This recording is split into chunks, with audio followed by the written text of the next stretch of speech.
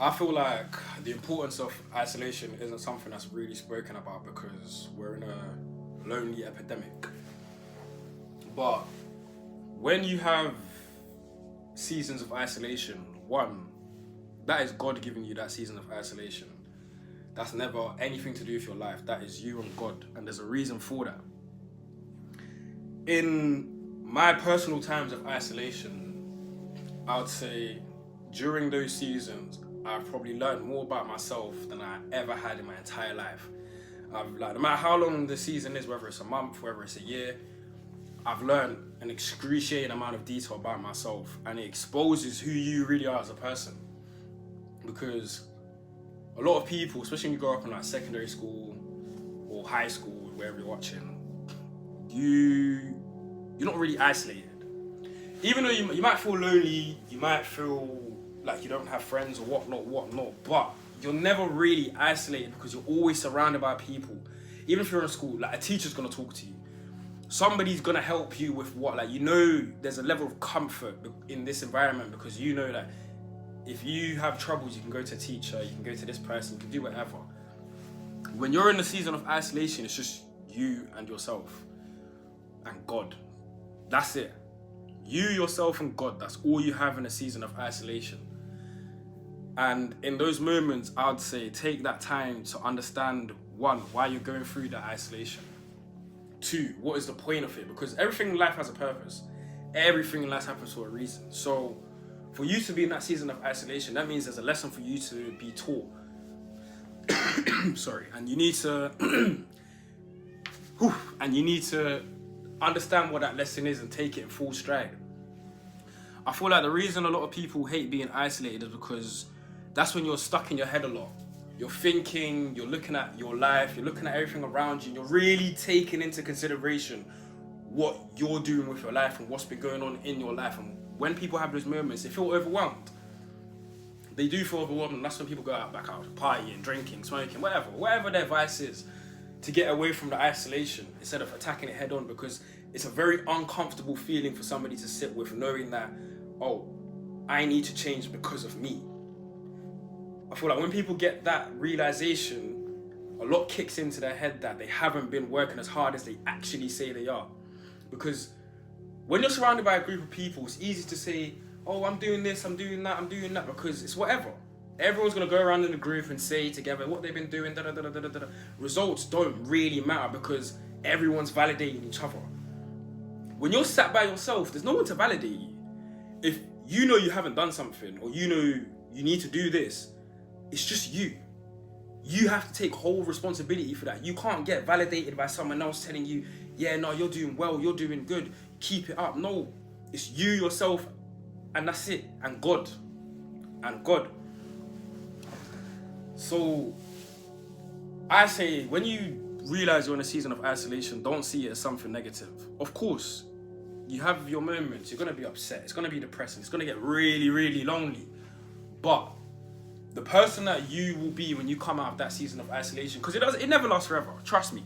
Trust and believe it never lasts forever. But when you come out of that season of isolation, you will never be the same person you walked inside to it. Why? Because you've had the chance to sit down with yourself internally and think, okay, what is going on in my life? Why is XYZ adding up like this? What can I do to make it better? You don't have outside noise telling you, no, don't do this, come party, you should do that. No, you don't have none of that. It's you, yourself, and God directing you through everything that you need to do. And once you can come to the acceptability that I'm comfortable with this, I don't mind being alone, I'm happy being by myself, life becomes much easier because you can coast through life, you can walk into any place you want, and you know that if every single person in this room doesn't like you, it don't matter. Why? Because you know yourself, you like yourself, you have the utmost amount of love for yourself. Anyone's opinion does not bother you. That's what I think the main thing a season of isolation has taught me, is that you will never care about what anyone thinks about you ever again because you know everything about yourself already. Do you understand? If someone comes to me and says, oh, I don't know, you're this, you're that, and I've just spent the past 6 months thinking about it, learning from it, and becoming a better person, how can it affect you?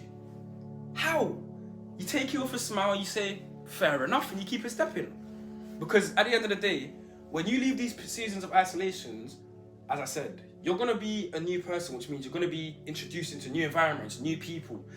The people that you left behind who haven't evolved, let's say, as much as you, they're only going to have this image of you in their head. But that's an expired image. And I feel like a lot of people might go through a season of isolation and they do work on themselves. They do come out a better person. But when people now come and say to them, oh, you're like this, why are you doing that? You're not really like this, it gets to them a lot because in their heads, they're thinking, I've put in all this work for people to still doubt me. But you have to realize it doesn't matter. You're not doing it for other people. You're not doing this for the validation of anyone else. Because when you're on your deathbed, no one else is going to be around you. None of these people you're caring about their opinions, these people that gossiping or rumors, it doesn't matter. It does not matter. The only people that matter is you, God, and your family. And I'm assuming that you want to make sure that with all three of those, you've done the best you can possibly do to be fruitful and happy and live a joyful life. So if you know that these people who you've now elevated from, they're not on the same spiritual level as you, let's say, why would you now let them take your energy? Why would you now let them discredit all the hard work that you've put yourself through? It doesn't make sense. You have to keep positive and understand that for you to escape a season of isolation, you have to know yourself. And you have to be so confident in yourself that nobody else can ever pop you down. Nobody. It doesn't matter who it is. Even if Elon Musk comes to me right now and says, you're never going to make £1 million, I'll look at him and laugh. Because who are you? You don't know me. You don't know me like I know me. Do you understand? That's the point I'm making. Don't let anyone in this life ever pop you down. Especially after a season of isolation, because you've taken that time to know yourself, to grow as a person, to mature in all aspects. And now you're letting this random's opinion get you down and ruin all that progress. It doesn't make sense. The maths alone doesn't make sense. So make sure the maths adds up.